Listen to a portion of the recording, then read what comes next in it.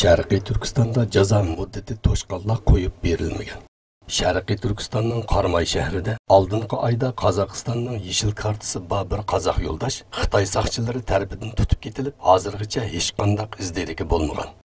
Undan boshqa Sanjidan Bejingga arz qilib borganlik sababi bilan 7 yillik qamoqqa hukm qilingan yana bir qozoqmi bu yil 3-oyda jazo muddati to'shqon bo'lsa-mu, hozirgacha qo'yib berilmagan.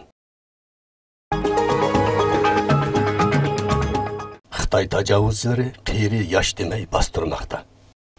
Xitoy atalmış Şinjan xabarlari tor betida 5 yanvar har turli diniy yozmalar, suratlik film qatorliq mazmunlarni qonunsiz tashviqot qatorida bir taraf qiladiganligi haqida belgilama e'lon qilgandan keyin 15 kishining telefon kartasida dinga oid mazmun, suratlik film saqlagan va qonunsiz tarqatgan degan qalpoq bilan qo'lga ilinganligi. Ularning ichida 50 yoshli kishilarning bor ekanligini oshkorlagan. Recep Tayyip Erdoğan medeniyetimizni yeterlik bilenmedik dedi.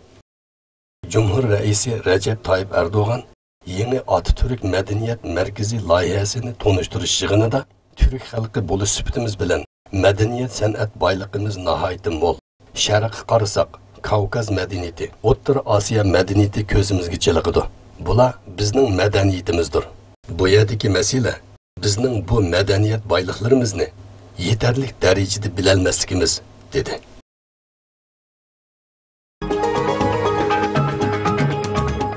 Dünya Musulmon Ulamolar birligi Turkiyaning Istanbul shahrida yig'in chaqirdi.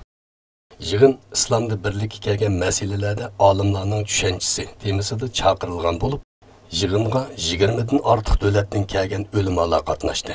Yig'inga Sharqiy Turkiston Ulamolar birligi raisi doktor Ataullah Shahyar ve muavin reisi Ustaz Sirajiddin Azizi resmi teklif bilen katlaştı.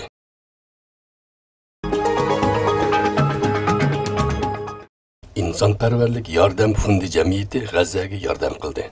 İnsanperverlik Yardım Fondi Cemiyeti'nin muavin reisi Vahdettin Kaygan, bu yardımla arkalık Gazze halkının yenide ikenlikini his kıldırış, qeyrindaşlık ruhini müstehkemleş, azaplarını yengilletish ve iqtisodiy qiyinchiliklarga yordamchi bo'lishni maqsad qilganliklarini bildirib, bu faoliyatlarni saxovatchilarning qo'llab-quvvatlashi bilan davomlashtirishni planlaganliklarini aytdi.